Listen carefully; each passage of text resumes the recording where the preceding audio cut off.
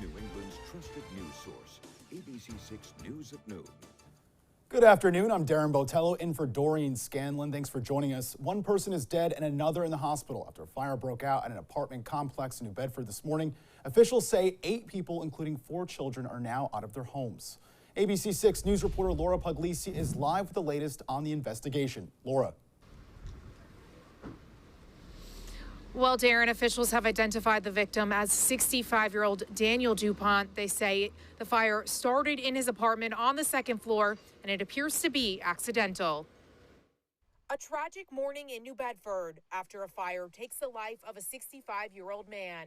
The alarms came out, and I was checking to see what's going on. And when I opened up my door, I was smelling smoke. Joe Tavares lives on the 1st floor of the apartment with his 3 children and wife. He says he woke up to the sound of alarms. He quickly rushed into action, getting his family out safely. Then he went up to the 2nd floor to try and save the others. And then I went up the 2nd floor, started knocking the door, and I kicked the door to try to open the door, but the flames came out. There was the smoke. It was so much. There was nothing we can do. Officials identified the man in that apartment as Daniel DuPont. He was rescued by fire crews and taken to the hospital where he later died.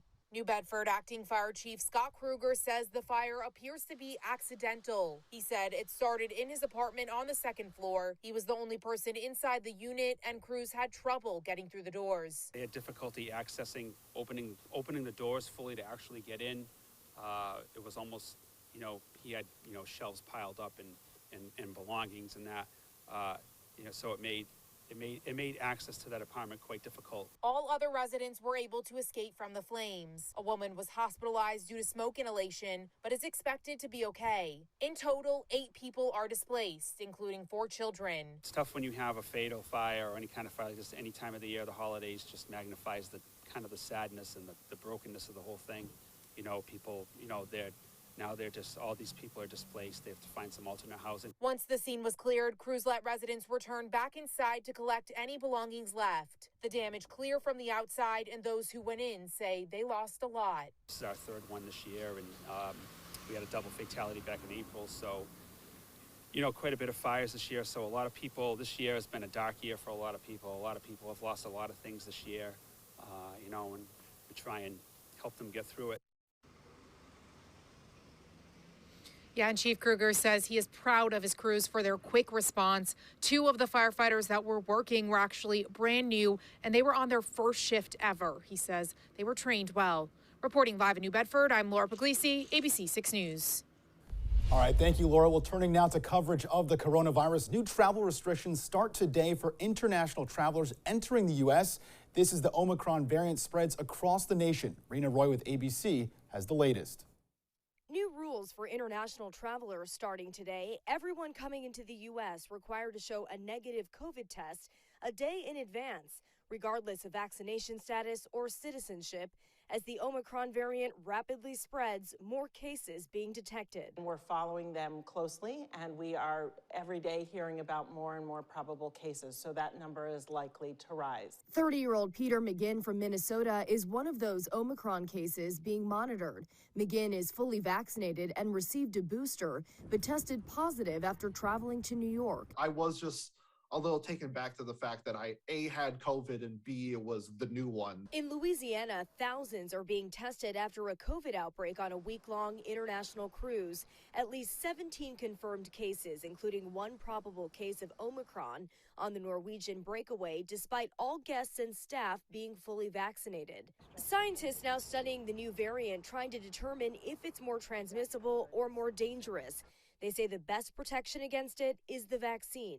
Dr. Anthony Fauci on CNN. We really got to be careful before we make any determinations. But thus far, the signals are a bit encouraging regarding the severity. New York City expanding its vaccine mandate later this month to require proof of vaccination for all private sector workers and in most indoor venues for children 5 to 11. People will also have to show proof of 2 doses for indoor activities, up from 1. This is how we put health and safety first. We're going to do this so that every employer is on a level playing field, one universal standards. The CDC director reminding Americans while there is no federal mask mandate in place, they should follow the recommendation to mask up indoors despite vaccination status if in a community with high transmission rates. Right now, 80% of U.S. counties fall into that category. Rena Roy, ABC News, New York.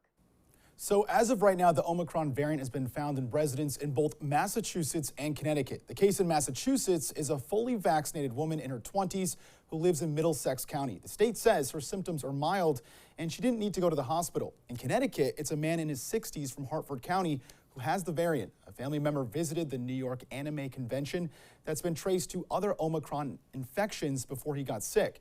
He was also fully vaccinated and has mild symptoms. Dr. Fauci is right that so far the anecdotal reports out of South Africa are that Omicron doesn't seem to particularly more severe, but Delta variant itself is not more severe, it's just more transmissible. So even if Omicron only ends up being more transmissible, that's going to mean more people sick, more hospital beds filled, and more people dead. So what we need to do today is to prep by getting folks ready to put masks back on during surges, to get more people vaccinated, and to get rapid testing into the hands of more folks across the United States. And Massachusetts Governor Charlie Baker got his booster this past week in Brockton, encouraging other Bay State residents to talk to their doctor about doing the same, but says he isn't putting in place any new state restrictions like mask mandates. And speaking of boosters, they'll be required for students, for UMass Amherst students going back to campus this spring semester. The university is one of the first to announce it will update its vaccine requirement to include the booster shot. In a letter to students and parents, students will also have to produce a negative test to return back to campus. And masks will be required indoors for the spring semester as well. Any student with a religious or medical vaccination exemption will be tested twice a week.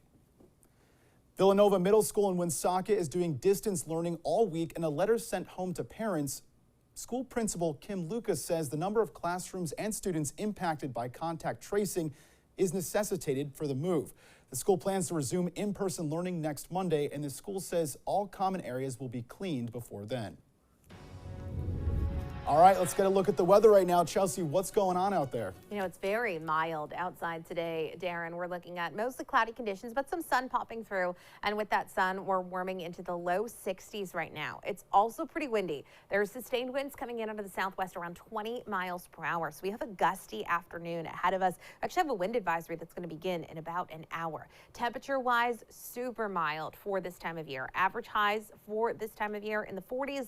Instead, most of us are in the upper 50s, if not low 60s, and will continue to hover in this range for the remainder of the afternoon, which is a huge jump up from where we were yesterday at this time. The 24-hour temperature change, if you were out and about yesterday afternoon, we're about 10 to 15 degrees warmer right now.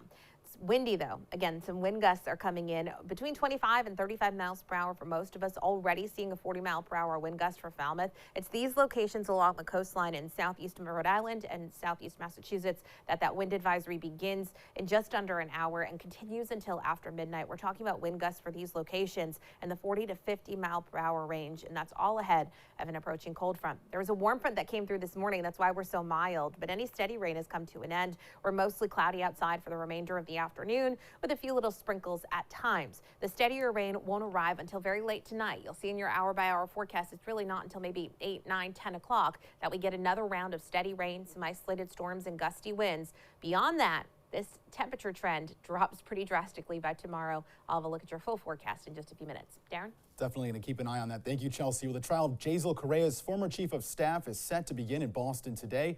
Jen Andrade faces extortion and bribery charges. Jury selection is expected to start today. The judge rejected her guilty plea in June that would have allowed her to avoid jail time. Andrade is accused of taking hundreds of thousands of dollars from marijuana vendors in exchange for granting them business licenses in the city. Up next on ABC6 at noon, it's a huge day for the New England Patriots as they get ready to take on the Buffalo Bills. What's on the line for tonight's big game? And later, remembering Robert Dole, President Biden and House Speaker Nancy Pelosi paid tribute to the late senator at the nation's capital.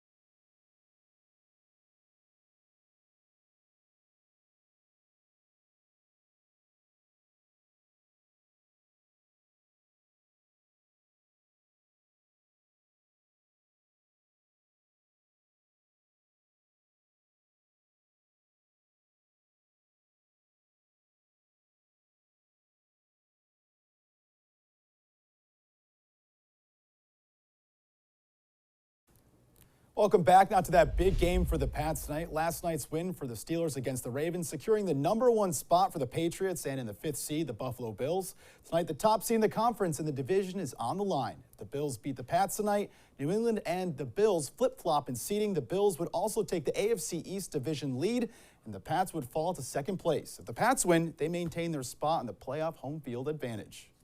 People who love football want to get a chance to play in games like these, and I know all the guys on both teams want to play in games like this, so it'll be a great experience. And I know they have a bunch of great fans, and it is football, so you just got to go out there and play the game that we've all played since we were little kids. And the Pats took off for Buffalo out of TF Green Airport last night. These pictures posted on Patriots.com of the players heading for the bus to Buffalo. Coming up in ABC6 News at noon, flags ordered at half-staff for Senator Bob Dole, how friends and family of the late senator are choosing to remember him. And the Biden administration is expected to announce a boycott of the 2022 Beijing Olympics this week. Find out who's not going to the games.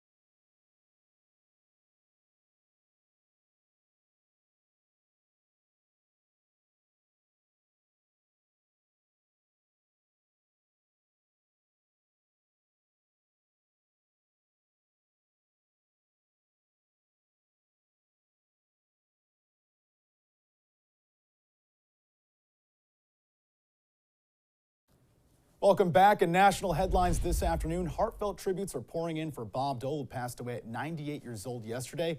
This afternoon, Republicans and Democrats are united in remembering Dole as an American hero. Faith Abube with ABC is in Washington with the details. Flags at both the White House and on Capitol Hill, flying at half-staff for a second day honoring long-serving Senator Bob Dole. His family says the 98-year-old lifelong public servant died early Sunday morning in his sleep. For nearly 8 decades, Dole dedicated his life to serving his country as a soldier and then as a senator for 27 years. Of all the titles I've had, I try to get one I didn't get, but the one I'm most proud of is the title of veteran. The decorated World War II veteran was just 19 years old when he joined the Army after the Japanese attack on Pearl Harbor. Dole was gravely wounded while leading a U.S. platoon in Italy. Doctors didn't think he would survive. He did, but was permanently disabled, with limited mobility in his left arm and complete paralysis in his right. His time in war would shape part of his legacy on Capitol Hill. In the Senate, Dole played an integral role in the building of the World War II Memorial in D.C.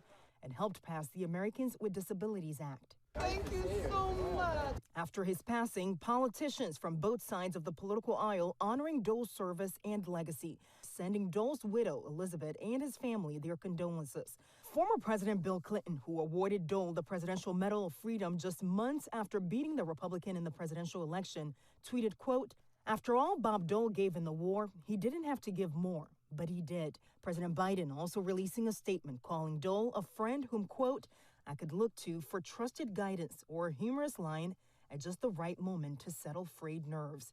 That sense of humor documented over the years. I, Robert J. Dole,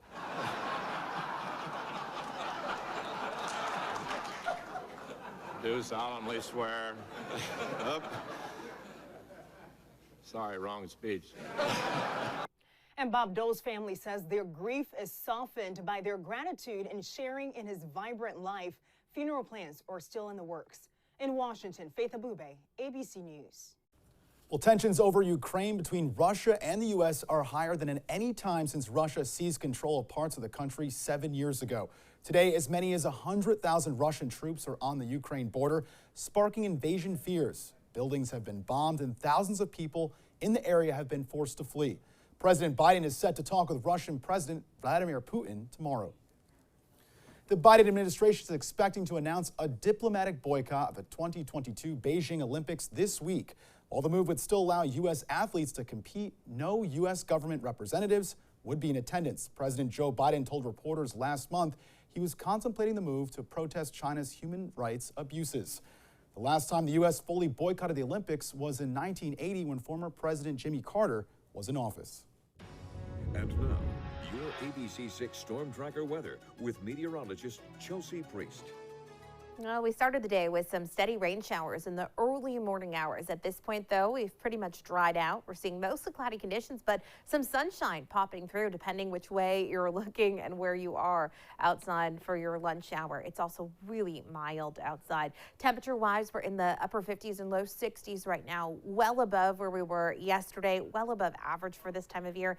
That being said, it's short-lived. The reason we're so warm right now is because the rain showers that came through this morning were along a warm front. And the winds with that warm front are now coming in from the southwest, which is a warm wind direction here in southern New England. It's breezy today. 10 to 20 mile per hour sustained winds, gusts coming in 25 to 35 for most of us, but already over 40 or close to 40 in many locations through far southeastern Mass. That's where we have a wind advisory that starts about a half hour from now at 1 o'clock this afternoon. Through the afternoon, the winds are going to be coming in anywhere from about 35 to 45 miles per hour, potentially over 40 miles per hour at times as we head through this evening, especially for coastal locations. Gusts in the 40 to 50 mile per hour range. So keep that in mind before you inflate all of your decorations this evening. We don't want to have things flying all over the place with the gusty winds through the evening hours. Now, by tomorrow morning, the breeze is slowly starting to calm down, but it's coming in from a much cooler wind direction after a front comes through this evening. And that's why we have much cooler air in place for tomorrow, more seasonable. What you're looking at right now over the last 6 hours, we had some steady rain early this morning, still some spotty sprinkles around, but overall we're drying out for a good period of time through the rest of the afternoon into the early evening hours before we track this cold front that you can see very clearly off to our west. We're going to be seeing some rain and even some isolated thunderstorms coming through after dark with gusty winds. Also, very clear to see where the front is set up. We're on the warm side of things right now, right behind that cold front. Much cooler air settling in. Highs tomorrow will be about 20 degrees cooler than what we're experiencing right now. Again, warm front came through early this morning. At this point, we're seeing mostly cloudy conditions, but pops of sunshine at times. We head into about maybe 8, 9, 10 o'clock. You can see the line of rain coming through. There may be some thunderstorms mixed in there. And then the cold front clears out and we're into full sunshine for tomorrow morning. Tomorrow late in the day, clouds start to increase, and as we head into Wednesday, there's another low pressure system that will watch, which may bring our first round of some accumulating snow as we head into Wednesday afternoon and Wednesday evening.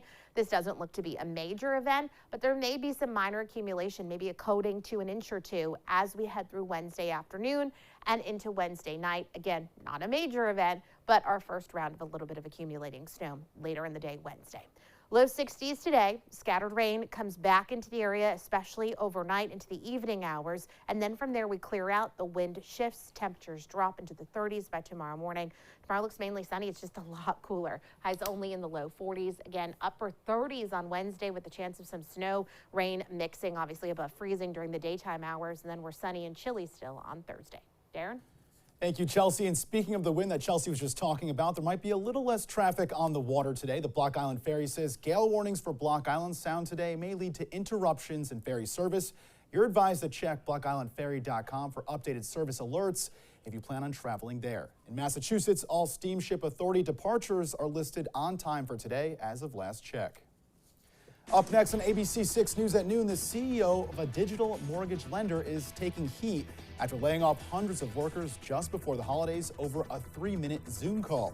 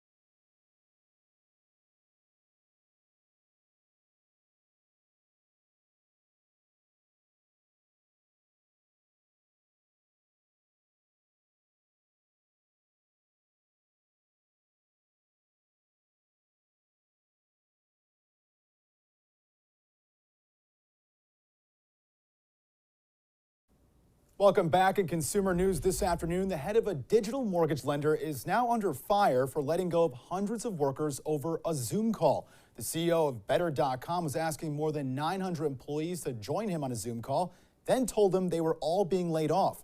The call lasted less than 3 minutes and comes less than 4 weeks before Christmas. 9% of the company's workforce was laid off, including the company's entire diversity, equity, and inclusion recruiting team. The CEO later accused the employees of, quote, stealing time from their colleagues and customers by only working 2 hours a day.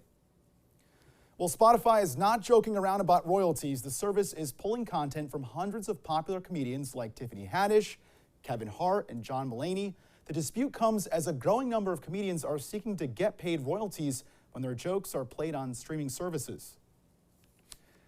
Up next, it's St. Nicholas Day, a look at how the legend of Santa Claus came to be. Plus, Chelsea has another look at your afternoon forecast. Look at that, beautiful out there. We'll have all that when we come back.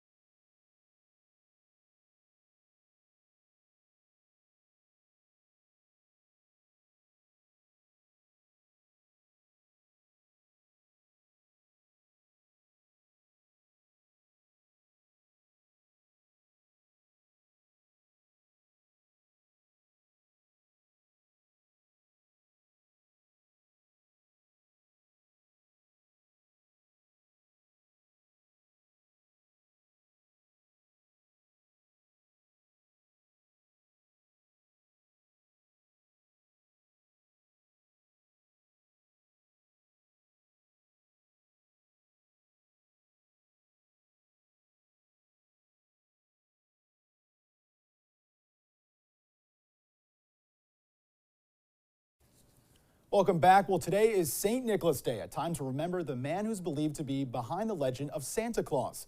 St. Nicholas was born in Turkey in the year 2070, it's a long time ago, and devoted his life to serving the poor, sick, and suffering. Over the years, he later became associated with Christmas as Santa Claus. Wow. Did you know that? I did not know that. Wow. I didn't know much about him at all. I know. I didn't know that, yeah. No, nice little fact, fun fact there. Yeah. Thank you. I'm glad I could provide you with that. There you go. Now when you open your presents, you know where it all came from. You learn something new every day, which is always appreciated. Yeah. This evening, we were talking about earlier this morning that you don't want to inflate any of your Santas this evening because it's going to be very windy out there. A line of rain and thunderstorms comes through, and then we're significantly cooler tomorrow. All right, well, thanks for joining us for ABC6 News at noon. The news continues first at 4.